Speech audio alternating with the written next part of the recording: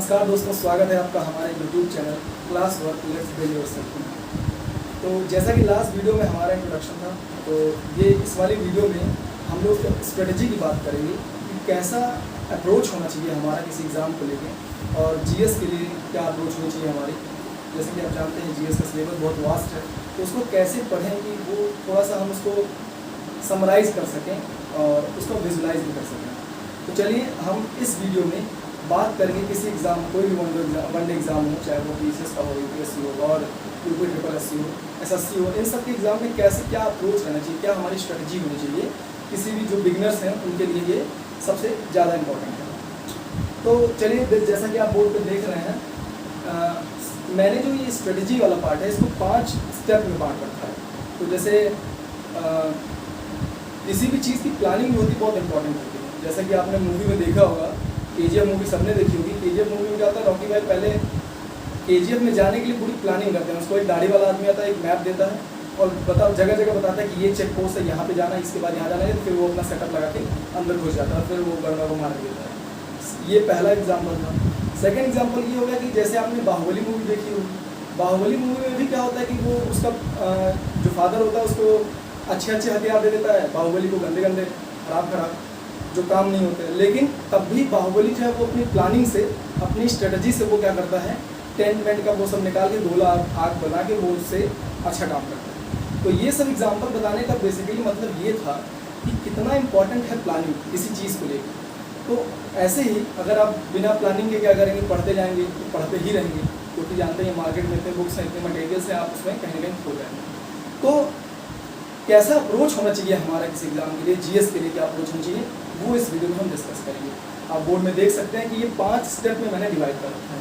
पहला स्टेप क्या है, पहला स्टेप लिखा हुआ है PYP। PYP का मतलब क्या होता है, previous year paper. Previous year paper किसी भी एग्जाम को अगर आप देना मतलब आपने उसका फॉर्म डाला है या आप देना चाहते हैं, तो सबसे पहला आपका जो अप्रोच होना चाहिए वो होना चाहिए PYP। PYP का मतलब प्रीवियस ईयर पेपर। और उसके बगल में देखेंगे लिखा हुआ है 3 टाइम्स। 3 टाइम्स का मतलब है कि आप उसको कम से कम 3 बार जरूर पढ़ें, 3 बार जरूर सॉल्व करें। एक बार पढ़ने से कोई मतलब नहीं। इसलिए कभी भी पहला स्टेप आपका क्या होना चाहिए, प्रीवियस ईयर पेपर, वो भी कितनी बार, 3 बार, 1-2 बार में 3 बार। ये पहला स्टेप हो गया, ये आपका सबसे पहला स्टेप होना चाहिए किसी भी एग्जाम को। सेकेंड हमारा जो स्टेप है वो होता है सिलेबस कंप्लीट करो। सबसे पहले क्या करिए, आप जब एग्जाम का अपने प्रीवियस ईयर पेपर देख लिया, कैसे कैसे क्वेश्चन आए, तो आपको एक आइडिया लग जाएगा। सेकेंड आपका स्टेप होना चाहिए सिलेबस कंप्लीट करो। आप कोई भी एग्जाम देने जाओ तो उसका सिलेबस आपके हाथ में होना चाहिए कि हाँ ये सिलेबस है, और सिलेबस को सबसे पहले आप कंप्लीट करिए जल्दी जल्दी। ऐसा भी नहीं कि उसका एक दिन लेके बैठे हुए हैं और उसको पढ़े जा रहे हैं, उसके बाद अगले महीने आपका पेपर आ जाए। तो सिलेबस जल्दी से जल्दी कंप्लीट करिए। ठीक, आपका सेकंड स्टेप ये हो गया कि आप सिलेबस जल्दी से निपटाओ। ठीक, तीसरा स्टेप आपका क्या हो गया, नोट्स बनाओ। नोट्स बनाओ, वो भी आप देखेंगे ब्रैकेट में लिखा है शॉर्ट नोट। नोट्स बनाने का ये मतलब नहीं कि आप वही बुक से पढ़ा और सेकंड बुक दूसरी कॉपी में छाप मारा। आपको बिल्कुल ऐसा नहीं करना है। आपको शॉर्ट में बनाना है कि 1-2-10 पेज का हो, उसको एक पेज में समराइज करके लिख दीजिए कि आपको बस देखना है कि हिंट मिल जाए कि हाँ ये ऐसा ऐसा था। ये नहीं कि उसको सजा के 2 पेन से ब्लू और ब्लैक से लिख के उसको दूसरी एक बुक बना दो। ये भी नहीं करना है। आपको नोट्स बनाना है, वो भी सिंपल और बहुत शॉर्ट में। आपका जो चौथा स्टेप होना चाहिए वो है मॉक टेस्ट। देखो यार, अब जो है एग्ज़ाम में बहुत मारामारी, कंपटीशन का लेवल इतना ज़्यादा है कि 10-20 पद आते हैं, उसके लिए लाख भर फॉर्म भरते हैं। तो अगर आप उसमें स्मार्ट नहीं हैं तो आप कहीं नीचे ही दबे कुचले हुए मिलेंगे। तो आपको सबसे पहले क्या करना है, मॉक टेस्ट प्रैक्टिस करना है ज़्यादा से ज़्यादा देने में। क्या होता है कि हम लोग क्या करते हैं, जनरली कभी सिर्फ पढ़ते रहते हैं और सिर्फ एक दिन लास्ट वाले एग्ज़ाम के दिन ही फाइनल एग्जाम देने बैठते हैं। और क्या होता है फिर हम लोग जनरली क्या करते हैं, बहुत ढेर सारी गलतियाँ करते हैं। जैसे OMR आपने देखा होगा कि आपकी क्लास में, जहाँ परीक्षा हाल में जहाँ बैठते हैं, आपकी क्लास में कम से कम 100 लोग या 50 लोग जो भी बैठते होंगे, उसमें से कम 10-20 तो OMR सीट भरने में ही हर बार गलती करते हैं। और वो कभी भी आप कोई भी एग्जाम देखिए उसमें हर बार कोई A भर देगा, B भर देगा, उसको क्या करता है, वो जो टीचर रहता है वो डांटता रहता है कैसे क्या कर दिया, ऐसे क्या कर दिया। तो आपको ये क्या करना है कि अगर आप मॉक टेस्ट में दिए रहेंगे, आप लैपटॉप में अगर आप दे रहे हैं मॉक टेस्ट, तो क्या होता है कि हम लोग जब सेंटर पर जाते हैं तो वहाँ हाथ कपने लगता है, पता लगा क्लिक ही नहीं हो रहा है। तो हमको क्या करना है कि पहले से ही उस चीज़ को फील करना है कि क्या क्या गलतियाँ हमसे हो सकती हैं। अगर आप किसी रास्ते से एक बार गए हैं तो आप सेकंड बार क्या करेंगे, उस रास्ते से आराम से चले जाएंगे। तो मॉक टेस्ट देने का बस फ़ायदा ये है कि क्या गलतियाँ हमारी पीछे हुई हैं उसको हम सही कर सकते हैं, ठीक है। वो एग्ज़ाम वाला जो डर है, जो फीलिंग्स है, वो हम अभी से फील कर सकते हैं। इससे आपको क्या होगा कि आप उस चीज़ों से अवेयर रहेंगे और आगे आने वाली गलतियों को नहीं करेंगे। तो मॉक टेस्ट देने का बहुत ज़्यादा ही फ़ायदा है।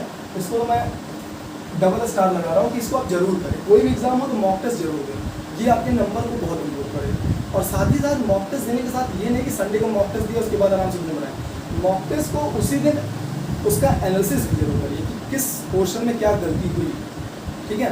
मॉक टेस्ट देने के बाद ये जरूर देखेंगे किस पोर्शन में ज़्यादा गलती हुई, हिंदी के मेरे सब्जेक्ट में कहाँ से चैप्टर वाइज कहाँ गलती हुई है, और जीएस में हमारे किस पोर्शन में गलती हो रही है, इकोनॉमिक्स है, जियोग्राफी, हिस्ट्री है, कहाँ गलती हो रही है। इसको आप जानेंगे, उसके बाद फिर उस चैप्टर पे फिर से उसको पढ़िए। इस तरह आपका क्या होगा, जो गलतियाँ वो धीरे धीरे कम हो जाएंगी। और पाँचवा स्टेप जो होता है वो रिवीजन मैक्स, मतलब सबसे ज़्यादा रिवीजन बहुत ही जितनी बार करेंगे उतना ही आपके अंदर निखार आएगा। कभी कभी आपने देखा हो एग्जाम हॉल में दो क्वेश्चन, आप दो तो ऑप्शन आराम से कट कर ले जाते हैं, दो में फंस जाते हैं, दो में कहते हैं ये हो सकता है, ये हो सकता है, और हम लोग अक्सर क्या करते हैं, गलत वाला ही सही मार के आते हैं। तो अगर वो इस वजह से होता है क्योंकि हमारा रिवीजन क्या होता है, बहुत कमी होती है। हम लोग एक दो बार पढ़ के जाते हैं, उसके बाद पढ़ते ही नहीं। तो आप जितनी बार रिवीजन करेंगे आपके अंदर उतनी अच्छी क्लैरिटी आएगी। अगर आप चीज़ों को बहुत अच्छे से क्लियर वे में रखना चाहते हैं तो आपको रिवीजन ज़्यादा से ज़्यादा करना चाहिए। चलिए, ये तो हमारे 5 स्टेप हो गए। तो पहला स्टेप एक बार मैं रिकैप करता हूँ, PYP प्रीवियस ईयर पेपर 3 बार, कितनी बार पढ़ना है, 3 बार, मैक्सिमम 3 बार पढ़ना है, ठीक, मिनिमम 3 बार, मैक्सिमम तो आप कितनी बार पढ़ना। स्टेप 2 क्या है, सिलेबस कंप्लीट करो। सिलेबस तो जरूरी से जरूर कंप्लीट करो, चाहे जैसे जल्दी पढ़ के करो देखो। स्टेप 3 क्या होना चाहिए, नोट्स बनाओ। नोट्स बनाओ शॉर्ट में, किताब नहीं बनानी है दूसरी, फिर से शॉर्ट में बनाना है, क्या, नोट्स बनाना है। और चौथा स्टेप होना चाहिए मॉक टेस्ट। मॉक टेस्ट से बता रहा हूँ, इन सारे स्टेप में क्या करें, आप मॉक टेस्ट जरूर लगाइए, ये सबसे ज़्यादा इंपॉर्टेंट है। अगर मॉक टेस्ट आप लगाते हैं तो आपको बहुत ढेर सारे क्वेश्चन इसी मॉक टेस्ट से क्या करते हैं, सीधे डायरेक्टली एग्जाम में पूछ लिया जाता है और आपका डर भी खत्म हो जाता है। और पांचवा स्टेप जो है वो रिवीजन मैक्स, आप रिवीजन जो है ज़्यादा से ज़्यादा करिए। चलिए, ये स्टेप तो हमारी स्ट्रेटजी हो गई।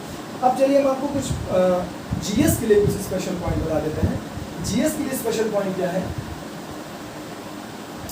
जीएस के लिए सबसे पहला जो पॉइंट है वो है हमारा पहली रीडिंग कंप्लीट करो। जैसे जीएस का आप स्टार्ट करो, आप बिगनर हो, अभी आप नए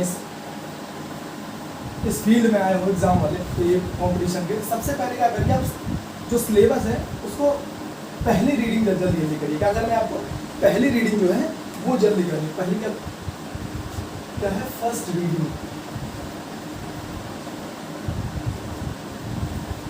पहले क्या करना है आपको, फर्स्ट रीडिंग कंप्लीट करनी है, वो भी जल्दी जल्दी। सेकंड क्या है, और जो सेकंड रीडिंग करोगे आप, सेकंड रीडिंग क्या करोगे, सिर्फ हाईलाइट करोगे।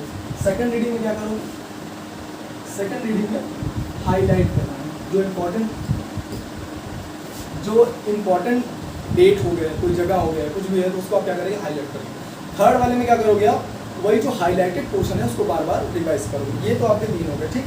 जो नेक्स्ट है, जैसे आपका अब सारे एग्जाम्स होते हैं एमसीक्यू फॉर्म में होते हैं, सब जानते हैं, सारे वर्ल्ड एग्जाम सारे एमसीक्यू होते हैं। उसके लिए आप एसएससी पब्लिकेशन की जीएस की बुक आती है, उसको जरूर लीजिए और एमसीक्यू सॉल्व करिए, क्योंकि अब आप पढ़ने से काम नहीं चलने वाला। अगर आप पेपर का जो मोड है वो एमसीक्यू है, अगर आप कहानी पढ़ रहे तो कहानी से कुछ फंसने नहीं वाला। आप एमसीक्यू पढ़ेंगे तो आप उसको क्या करेंगे, धीरे धीरे उससे क्या करेंगे, रूबरू हो जाएंगे। तो आपके ये बाद में आपको क्या होगा ना कि गेस लगाने में भी ईजिली हो जाएगा, बहुत आसानी पड़ेगी। फिर क्या होगा कि जो आपका नेक्स्ट पॉइंट है, नेक्स्ट पॉइंट ये है कि जैसे अगर मान लीजिए कि आपको कोई जगह का नाम, टेम्पल का नाम, कोई भी स्पेसिफिक नाम आपको आता है, तो उसके लिए आप क्या करिए, गूगल पे सर्च जरूर कर लीजिए। गूगल पे सर्च कर, जैसे मान लीजिए आ गया कि रामप्पा मंदिर कहाँ है, तो आपको ऐसे या पता ही नहीं चलेगा ना कहाँ पे कौन सी चीज़ है, तो आप क्या करें, गूगल जरूर करिए। बृहदेश्वर मंदिर कहाँ है, सांची का स्तूप कहाँ है, तो उसको आप गूगल कर लेंगे। तो एक बार जब आप देख लेंगे उसको, तो वो चीज़ें आपके दिमाग में माइंड सेट हो जाएगी, हाँ ये चीज़ है। कोई बड़ा आदमी होगा कि हाँ ये वाइस प्रेसिडेंट चेंज हुए, प्रेसिडेंट चेंज हुए, उनको एक बार सर्च करेंगे तो उनका कम से कम फेस आपके दिमाग में छप जाएगा, तो आपको याद करने में आसानी होगी, ठीक है। तो आप क्या करेंगे, गूगल करेंगे। क्या करेंगे, गूगल करेंगे, गूगल करेंगे, ठीक। ये आपका अगला पॉइंट था। फिर क्या करेंगे, एक नेक्स्ट पॉइंट जो है मैप। जीएस के लिए क्या करिए, मैप बहुत जरूरी है। मैप जैसे अगर आपके जहाँ भी आप पढ़ते हैं उसके अपने आसपास क्या करिए, वर्ल्ड का हो गया, इंडिया का हो गया, और साथ ही साथ अगर आपके पास जगह है तो यूपी का भी जरूर लगाइए। जैसे अभी लास्ट ईयर एक उसमें आया था, यूपीएसआई के एग्जाम में आया था कि स्वेज नहर किसको किसको जोड़ती है। तो जिनके पास कमरे में मैप वेप लगा होगा उनको पता चल जाएगा हाँ ये नहर क्या है, इसको इसको जोड़ती है। ठीक है सागर को। तो आपके लिए मैप बहुत इंपॉर्टेंट है। सबसे पहले वर्ल्ड, इंडिया और हो सके तो आप यूपी का जरूर लगाइए। ठीक है ना। ये 3 मैप अगर लगाएंगे तो आपको पता रहेगा कि कहाँ से कौन सी जगह कहाँ पे। जैसे मान लीजिए आपसे यूपी में किसी ने कहा सहारनपुर में दंगा हुआ, तो आपको पता होना चाहिए सहारनपुर नीचे है कि ऊपर है। कुछ लेकिन सोनभद्र में बहुत खनिज पाए गए, तो खनिज आपको पता होना चाहिए सोनभद्र कहाँ है, नीचे है कि ऊपर है यूपी में, पूर्वी पश्चिमी, ये आपको अच्छे से पता होना चाहिए। और आपके पास अगर मैप रहेगा तो आप आते जाते देखते रहेंगे कि कहाँ पे कौन सा चीज़ है, और इससे आपको क्या होगा सेल्फ विजुलाइजेशन करने में बहुत मदद मिलेगी। और इसको आप देखेंगे धीरे धीरे आपको बहुत फायदा होगा। कभी कभी क्या होता है, लास्ट एग्जाम में भी पूछा था SSC के एग्जाम में कि पश्चिम बंगाल कितने राज्यों से सटा हुआ है। अब जो लोग ऐसे सिर्फ पढ़ के गए थे उनको याद होगा तो याद होगा, नहीं तो फंस जाएंगे। लेकिन जिनको अगर मैप जिन्होंने देखा होगा, जिन्होंने बार बार उसको देखा होगा, उनको पता होगा कि मैप ऊपर असम का मैप जो है वो ऊपर की तरफ जाता है, तो वो असम ऊपर की तरफ पश्चिम बंगाल ऊपर की तरफ भी टच करता है। ठीक है।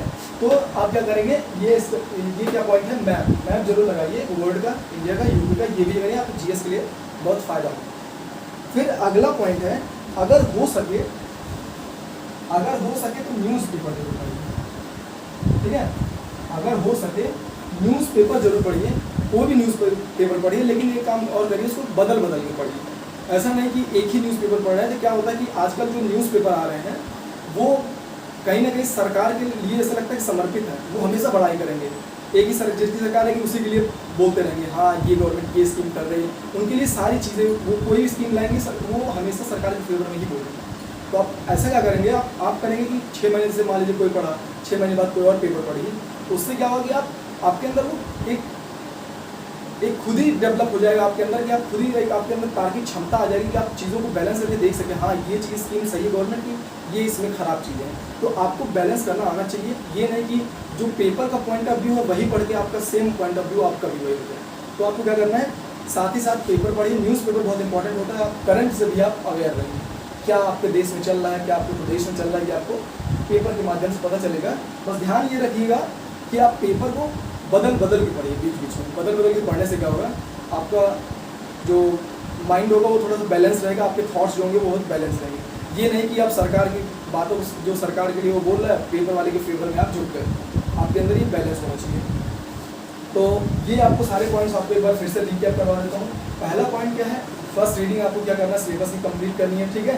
सेकेंड रीडिंग में क्या करना है, आपको हाईलाइट करना है चीज़ों को, जो इंपॉर्टेंट डेट्स हो गए, कोई जगह हो गया, कोई भी नाम हो गया, गांधी जी कब जैसे दक्षिण अफ्रीका से कब इंडिया आए, सविनय अवज्ञा आंदोलन कब हुआ, करो मरो, ये सब आपको याद होना चाहिए, उसको अंडरलाइन करिए। फिर क्या करेंगे, तीसरी पॉइंट क्या है, तीसरा है कि आप गूगल करें। गूगल करने का मतलब कोई स्पेसिफिक प्लेस हो गया, टेम्पल हो गया, कोई चीज़ है तो आप उसको अगर गूगल करके एक बार देख गूगल करेंगे तो आपको उसका प्लेस का फोटो आपके दिमाग में छप जाएगी, तो आपको चीज़ें विजुलाइज करने में आसानी है। चौथा पॉइंट आपको बताया था मैप वर्ल्ड का, इंडिया का और साथ ही साथ यूपी का अगर जगह हो तो जरूर लगाएं। इससे आपको क्या होगा, चीज़ें सोचने में बहुत आसान होगी। जैसे अभी बोल दिया कि मुजफ्फरनगर कहाँ है, तो आपको पता होना चाहिए यूपी के मैप में मुजफ्फरनगर इधर साइड है, बलिया कहाँ इधर है, गोरखपुर किधर है ऊपर है। तो आपको ये सब चीज़ें पता होनी चाहिए कि कौन सा मैप में कहाँ किस जगह पे है। ठीक है। तो मैप जरूर लगाइए, किसका, वर्ल्ड का, इंडिया का और यूपी का। और साथ ही साथ एक न्यूज़पेपर पढ़िए, और न्यूज़पेपर पढ़ते रहिए तो उसको 6-6 महीने या साथ जब भी आवाज़ बीच में बदल के पढ़िए। देखिए कौन सा कैसा न्यूज़पेपर का क्या पॉइंट ऑफ व्यू होता है। ऐसा नहीं कि वो सरकार के लिए ही समर्पित हो और आपको गलत जानकारियाँ मिलती रहें। इसी के साथ ये जो स्ट्रेटेजिक वीडियो है मैं यहीं पे ख़त्म करता हूँ, और अगले लेक्चर से जब हम मिलेंगे तो मैं हिस्ट्री का एंशिएंट पोर्शन जो है वो स्टार्ट करूँगा। आज के लिए बस इतना ही।